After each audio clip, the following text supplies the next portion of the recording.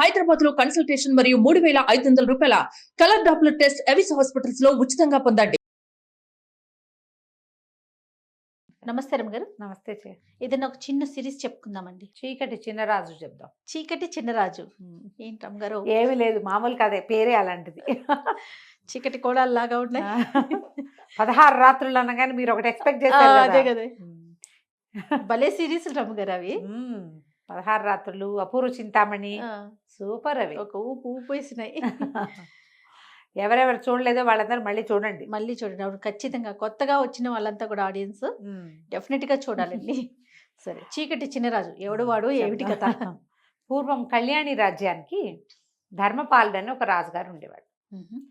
ఆయన భార్య మణిమాల. చాలా కాలం సంతానం లేదట.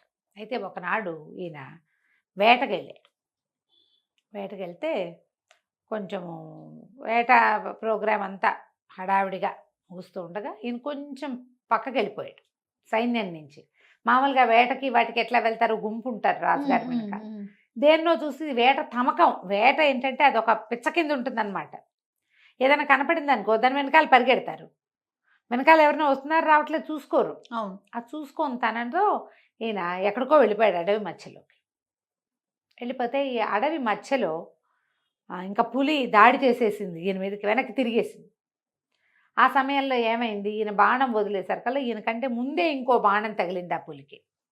అది ఎవరా అని చూస్తే దూరంగా ఒక చోట నిలబడి ఉన్న ఒక ధానుష్కుడు ఒకడు బాణం వేస్తూ కనపడ్డాడు. సరే వెళ్ళి చూసేసరికల్లా ఆమె ఒక స్త్రీ, రాజుగారి ప్రాణాలు కాపాడింది. ఆవిడ సౌందర్యవతి, యవ్వనవతి, బాగుంటుంది.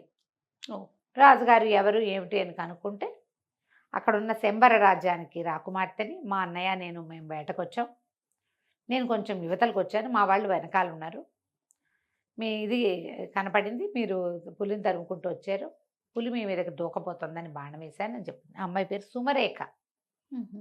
ఆవిడ అన్నయ్య రాజవర్మ. ఈయన ఆవిడ సౌందర్యానికి పడిపోయాడు. ఓకే, ఆమెను వివాహం చేసుకుంటానని అడిగాడు. అడిగేసరికల్లా ఈవిడేమంది, ఇట్లా కనపడంగానే పెళ్లి చేసేసుకుంటారా అంటే, కాదు నేను వివాహితుడినే, నేను రాజు ఇంకో 2-3 పెళ్ళిళ్ళు చేసుకోవచ్చు, నువ్వు నా ప్రాణాలు కాపాడావు, నీ సౌందర్యము నాకు నచ్చిందని ఆవిడ్ని తీసుకొచ్చాడు. తనతో పాటు తీసుకొచ్చి పెళ్లి చేసుకున్నాడు. ఆ కాలంలో ఇది మామూలే కాబట్టి రాణిగారు ఏమనలా. ఓకే, చాలా కాలం సంతానం లేరు, ఈవిడికి పిల్లలు పుడతారని ఊహించారు. ఈవిడ ఒక మాధవని ఒక మనిషిని అరేంజ్ చేసుకుంది. క్రమంగా పెత్తనం అంతా చేజెక్కించుకుంది బాగా.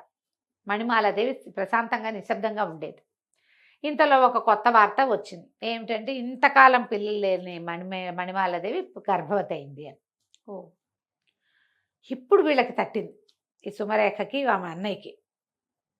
ఇప్పుడు రాణిగారికి అంగరంగ వైభవంగా సీమంతం చేస్తారు. పొద్దున ఆవిడ కుమారుడు పుడితే వాడు రాజు అవుతాడు. అంతే. ఇప్పుడు రాజుగారి ప్రేయసే సుమరేఖ, ప్రియ భార్య కానీ ఉత్తరాధికారి కాదు.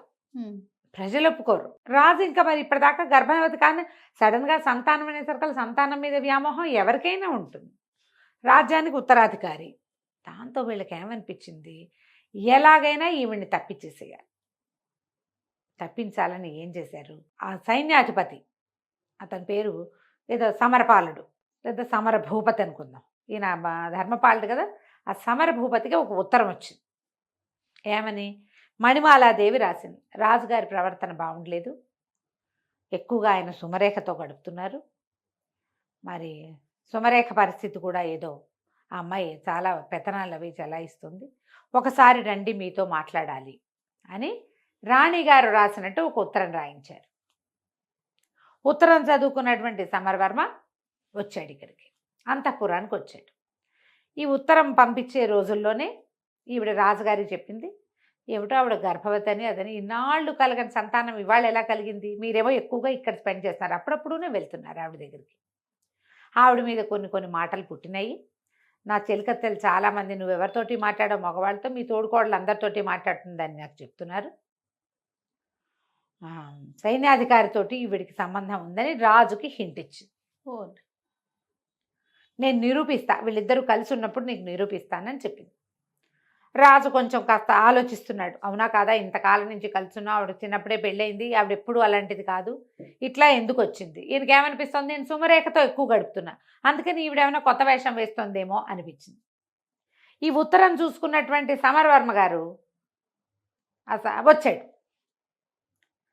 వచ్చి వాకిట్లో నుంచి లోపలికి అంతఃపురంలోకి ప్రవేశించాడు. సైన్యాధిపతి వచ్చాడు అనగానే మరి సహజంగా ఆయన ఎందుకు వచ్చాడో అని ఆవిడ లేచి వచ్చింది. వీళ్ళిద్దరూ ఓ గదిలోకి చేరేసరికల్లా రాజుగారు వచ్చేసారు. ఎవరెవరా ఇంత పని చేస్తావా, వీడిని బంధించండి అన్నారు. సైన్యాధిపతిని బంధించేశారు.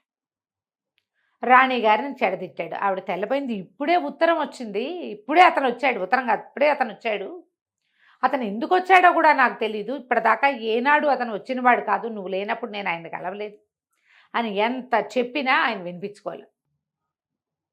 అతను ఉత్తరం చూపించడానికేమో ఉత్తరం లాగేసుకున్నారు అతని దగ్గర నుంచి. నేను ఉత్తరం చూసి వచ్చాను అని చెప్పినా కూడా రాణి గారిని అడిగితే నేనేం ఉత్తరం రాయలేదంటుంది. అతనేమో ఉత్తరం చూసి వచ్చానంటాడు. దాంతో అతన్ని బంధించారు, ఊరేశారు ఒక్క రోజులో. సైన్యాధిపతి తిరగబడతాడు ఇక్కడ, అతన్ని తప్పిచేశారు. మహామంత్రి కులశేఖరుడు ఆయన ఏమన్నాడు, మహాపతివ్రత మణిమాలాదేవి ఆవిడ చాలా ఉత్తమురాలు, ఇప్పుడు అతనికి శిక్ష విధించినట్టుగా ఈవిడికి విధిస్తే ఎట్లా, పైగా గర్భవతి, స్త్రీలను శిక్షించకూడదు మనం అంటే ఈయన ఏమన్నాడంటే ఒక సుమంత్రుడని ఒక వీడిని పిలిచి సైనికాధికారిని, ఈవిడిని అడవుల్లో దింపేసిరా, బతికితే బతుకుతుంది, పోతే పోతుంది అని. నేను పతివ్రతనని ఆవిడ పదే పదే చెప్పింది. పతివ్రతమైతే బతుకుంటావు, లేకపోతే పోతావన్నాడు రాజు. ఈ సుమంత్రుడి దగ్గర గుర్రం ఎక్కించి పంపించేశారు. ఏం చేస్తుంది, గుర్రబండి ఎక్కించేశారు. వెళ్ళిపోతే అడవి మధ్యలోకి తీసుకెళ్ళి, కథ కూడా ఈ అడవి మధ్యలోకి వెళ్ళటం అదే మొదలు పెడతారనమాట. నేను తర్వాత కథ అంతా ముందు చెప్తున్నాను. అడవి మధ్యలోకి వెళ్ళి ఇక్కడ ఎక్కడో చోట వదిలిపెట్టమన్నారమ్మా, ఇక్కడ దింపుతానంటే ఆవిడ బతిమలాడుతుంది, ఆయన నీ పుణ్యం ఉంటుంది, నీకు నేను తెలుసు, సైన్యాధిపతి తెలుసు, ఇట్లా ఎందుకు జరిగింది అనేది నాకు అర్థమే కావటాన్ని నా ఊహకు అందటం లేదు, ఇక్కడ నన్ను దింపద్దు, ఈ నట్టడవిలో, ఈ అడవి చివర మా గురువుగారి ఆశ్రమం ఉంది, అక్కడ వదిలిపెట్టు అని చెప్పేసరికి ఇతను ఏం చేస్తాడు, మరి ఏం చేయాలి, గర్భవతి రాణిగారు, రాజుగారు ఆజ్ఞ ఉంటే మాత్రం సరే. ఇతను ఏం చేశాడు, అడవి మధ్యలో వదిలిపెట్టమన్న మాటని మింగేసి అడవి చివరి దాకా తీసుకెళ్ళాడు. అక్కడ ఒక ఋష్యాశ్రమం ఉంది. పోనీలే సరే, ఆ ఋష్యాశ్రమం వెళ్ళి తలుపు కొట్టేసరికల్లా ఆ తలుపు తీసి ఆయన నిర్ఘంటపోయాడు. ఇదేమిటమ్మా మణిమాలాదేవి నువ్వు వచ్చావు ఏమిటంటే, ఆవిడ పరమ దుఃఖంతో, నేను వెళ్ళగొట్టబడ్డాను, నా చరిత్రకే కళంకం వచ్చింది, గర్భవతిని, అక్కడ ఇంకా సంతానం కలుగుతుందో లేదో తెలీదు, రాజ్యానికి ఉత్తరాధికారి శిశువు, నాకు ఏం చేయాలో తెలియక మీ దగ్గరకు వచ్చానని చెప్తాను. ఈ సుమంత్రుడికి నేను చెప్తాను, నేను ఇక్కడ వదిలిపెట్టి వెళ్ళిపో అని చెప్పి బండిని వెనక్కి పంపిస్తారు. ఈవిడ పరమ దుఃఖంతో రాజుగా ఆయనకి చెప్తున్నాడు. ఆయన పారాయణ స్వామి ఆయన పేరు. ఆయన ఈ మణిమాలాదేవి తాలూకు పుట్టింటి ఆస్థాన గురువుగా ఉండేవారు. ఆయన ఇక్కడ ఉన్నాడని ఈవిడికి తెలుసు. ఇంకా ఆయన ఏం చేస్తాడు, సరే ఈవిని తన దగ్గర అట్టి పెట్టుకుంటాడు. చూద్దాం, మన అవకాశం కోసం చూద్దాము. సుమరేఖ ఇప్పుడు రాణిగా ఉంది, రెండో రాణిగా ఉంది. ఆమె అన్నయ్య చాలా మటుకు రాజ్యంలో తన ప్రతిభ చూపిస్తున్నాడు. ముందు నాటికి ఎట్లా ఉంటుందో, రాజ్యం వాళ్ళ చేతుల్లోకి వెళ్ళిపోతుందా, ఏమవుతుంది, ఆమెకు సంతానం కలిగితే జ్యేష్ఠుడిని వదిలిపెట్టి రెండో భార్య సంతానానికి అవకాశం ఇస్తారా, అదేమిటో తెలియదు. ముందు ఇన్నేళ్ల తర్వాత వచ్చిన గర్భం ఈ శిశువుని రక్షించుకోవాలి, ఇక్కడే ఉండిపోతుంది. ఉన్నాక కొంతకాలానికి ఆవిడికి కుమారుడు కలిగాడు, చక్కటి పిల్లవాడు పుట్టాడు. సరే, సంతానం ఒక సంతానం అయితే గ్యారంటీగా వీడే రాజు, అంతే. వినయపాలుడు అని పేరు పెట్టి పిల్లవాడిని పెంచారు. ఆ 18-19 ఏళ్ళు వచ్చేదాకా ఎన్నో రకాల యుద్ధ విద్యలు నేర్పించారు. ఈ పారాయణ స్వామిని చూడ్డానికి అన్ని రాజ్యాల నుంచి చాలామంది ఆయన శిష్యులు వచ్చేవాళ్ళు. వచ్చిన శిష్యుడు వచ్చినట్టు సంవత్సరాల తరబడి ఇక్కడ ఉండి ఈ అడవిలో ఈ పిల్లవాడికి రాజోచితమైన విద్యలు నేర్పించేవాడు. ఎన్నో రాజోచిత విద్యలు నేర్చుకున్నాడు. నేర్చుకుని 18 నుండి 19వ ఏడు వచ్చాక, అంటే మన ప్రకారం మైనారిటీ వెళ్ళిపోయాక, అక్కడ కూడా రాజ్యంలో 19వ ఏట ప్రజల్లోకి పంపటము, 20వ ఏట రాజును చేయటము వాళ్ళ పద్ధతి. 18 నిండాక ఊళ్ళల్లో తిరగడానికి పంపించేవాళ్ళు రాజకుమారులని. వాళ్ళు అన్ని ఊళ్ళు తిరిగి దేశంలో ఎలాంటి పరిస్థితులు ఉన్నాయి, ప్రజలు ఎలా ఉన్నారు ఏమిటి, మన తర్వాత మన రాజ్యం తాలూకు సరిహద్దులు ఏమిటి, అలా సరిహద్దుల దాకా వెళ్ళి చూడడం ఆ కాలపు ఆచారం. ఆచారం ప్రకారం ఈ కుర్రవాడికి విషయం అంతా చెప్పారు. ఇది మన పరిస్థితి అని చెప్పి, నువ్వు వెళ్ళి నీ రాజ్యాన్ని వశం చేసుకునే పూచి నీది, ఏం చేయాలి ఎలా చేయాలో మేము చెప్తాం, అడవి చివరి నుంచి అడవి మొదట్లోకి మేము షిఫ్ట్ అయిపోతాం. నీకు అవసరమైతే ఏదైనా సహాయాన్ని మా సలహాన్ని నేను అందిస్తానని చెప్పాడు పారాయణ స్వామి. చెప్పాక ఈ కుర్రవాడు మన వినయ్ పాలుడు ఏం చేశాడు, కొంత ధనాన్ని మూటగట్టుకుని ఈవిడ వచ్చేటప్పుడు కొంత బంగారం తెచ్చుకుంది, ధనం తెచ్చుకుంది. తర్వాత ఇక్కడి నుంచి వచ్చేటువంటి శిష్యులు కొంత డబ్బు చేర్చారు ఇక్కడికి. ఆ డబ్బు మూటగట్టి ఆ అబ్బాయికి ఇచ్చి పంపించారు. అతనికి ఒక గుర్రాన్ని అరేంజ్ చేశారు. గుర్రం వేసుకుని ఈ అడవంతా దాటి తర్వాత కాలంలో అమ్మ, తండ్రి, తల్లి, పారాయణ స్వామి కూడా అడవి దాటి ఇటు చివరికి వస్తారు ఊరు వైపుకి. కానీ ప్రస్తుతం ఇతను వెళ్ళాడనమాట. వెళ్ళి కళ్యాణి రాజ్యంలోకి ప్రవేశించాడు. ఈ కళ్యాణి రాజ్యంలో ఎలాంటి పరిస్థితులు ఉన్నాయంటే రాజుగారిని చంపేశారేమోనన్న అనుమానం ఉంది. ప్రస్తుతం రాజుగారు రాజవరమే ఉన్నాడు. సుమరేఖకి సంతానం కలగల. ఈ 18 ఏళ్లలో సంతానం కలగలేదు. రాజ్యం ఆవిడది. రాజుగారు తమ మాట వింటలేదని ఆయన్ని ఖైదు చేసి హౌస్ అరెస్ట్ చేశారని, అంతఃపురం లోపల భాగాల్లో ఎక్కడో ఆయన్ని బంధించారని చెప్తారు. కానీ ఆయన అయితే ఎవరికీ కనపట్టలే. చంపేశారన్న మాట కూడా ఉంది. ఓకే, చంపేశారో బతికుంచి ఉంచారో అది ఇంకా తెలియదు. అది కూడా ఈ అబ్బాయి కనుక్కోవాలి. సరే, ఇతను ఏం చేశాడు, వెళ్ళి ఒక పేదరాశి పెద్దమ్మ ఇంట్లో చేరాడు. ఆవిడకి ఏం చెప్పాడంటే, ఆవిడ బాగా పాత రోజుల్లో బాగానే ఉండేది. ఇప్పుడు ఆవిడ దగ్గర ఏం లేదు. బయట నుంచి వచ్చే జనాలు కూడా ఎవరు లేరు. పెద్దమ్మ, సరుకులన్నీ తెచ్చి పడేస్తా, నాకు వండి పెట్టు, నువ్వు కూడా హాయిగా తిను, నేను ఎందుకు వచ్చాను, ఏం చేస్తాను లాంటి పడక్కు, నీకు తిండి కావాలి, అది నేను పెడతా అని చెప్పి సరేనని ఒప్పుకుంటూ వీడు ఏం చేశాడని సరుకులు తీసుకొచ్చి పడేశాడు. చక్కగా కమ్మగా వండి పెట్టేది, హాయిగా తినేవాడు. రాత్రిపూట పెద్దమ్మ కూడా చాపేసుకుని వీడు పక్కనే పడుకునేది. కానీ వీడు మంచం మీద పడుకునేవాడు. చల్లగా అర్ధరాత్రి అయ్యేసరికి ఊళ్ళోకి వెళ్ళేవాడు. ఊళ్ళో తిరుగుతూ ఉండేవాళ్ళు. అయితే ఇక్కడ రకరకాల పరిస్థితులు నడుస్తున్నాయి ఊళ్ళో. ఎప్పుడైతే రాజుగారు లేకుండా రాజుగారి బావమరిది రాజు అవుతాడో ప్రజలకు ఒక అసంతృప్తి ఉంటుంది. మధ్య మధ్యలో చిన్న చిన్న దొంగతనాలు, దారి దోపిళ్ళు అవి జరుగుతూ ఉండేవి. ఈ దోపిళ్ళని వాటిని అరికట్టడం కోసం కొంతమంది పూర్తి పాత రాజుగారి సేవకులు ఉంటారు. ఏమంటారు, నమ్మిన బంట్లు. వాళ్ళు తిరగబడతారు ఎక్కడో చోట. వీడు రాజు ఏంటి, వీడు అసలు మన రాజ్యం కాదు, వీడిదేమో అదేదో పల్లెటూరు వాడు, అంటే వీళ్ళు ఏమనాలి, ట్రైబ్స్ వాళ్ళు. వాడొచ్చి మన మీద రాజ్యం చేయటువంటి, మనకొక రాజ్యం, మన రాజ్యానికి ఒక పద్ధతి ఉందని ఇట్లా మధ్యలో నగరి జనాలు మాట్లాడుకుని తిరగబడేవాళ్ళు.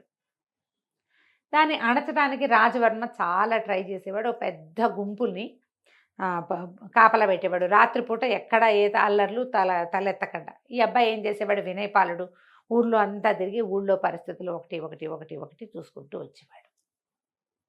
చాలా కాలం అడవిలో పుట్టి పెరగటం వల్ల, అడవిలోనే పుట్టి పెరిగాడు కదా, అక్కడే ఉన్నాడు కదా, అతనికి చిన్న చిన్న 4-5 రకాల ఆకుల్ని మిక్స్ చేసి వాటిలో నుంచి విషం తయారు చేయటము, మత్తుమందు తయారు చేయటము, అలాంటివి మంచి విద్యలు పట్టుబడి ఉన్నాయి వాడికి. అడవుల్లోనే కదా ఉన్నాడు. సరే, ఒకనాటి రాత్రి ఏం చేశాడు, ఒక పల్లెటూరు వేషం వేసుకుని ఒక కుండతోటి చెరుకు రసం కుండ నిండా నింపుకుని తీసుకెళ్తున్నాడు. తీసుకెళ్తుంటే ఇది ఎక్కడుంది, వెళ్ళాడు వీడు, ఒక సైనిక శిబిరం ఉంది. ఒక సైనికాధికారి, ఒక 15 మంది సైనికులు ఉన్నారు. వాళ్ళందరూ చూస్తుండగా వాడు పక్క నుంచి వెళ్తుండేసరికల్లా సైనికాధికారి కొంచెం కొద్దిగా ఆన్లో ఉన్నాడు అనమాట. కాస్త మధ్య మత్తులుండి, వాడెవడో దొర్లుకుంటూ పోతున్నాడు, ఏదో మోసుకెళ్తున్నాడు, వాడిని పట్టుకోండి అంటే వాడిని పట్టుకొచ్చేసాడు.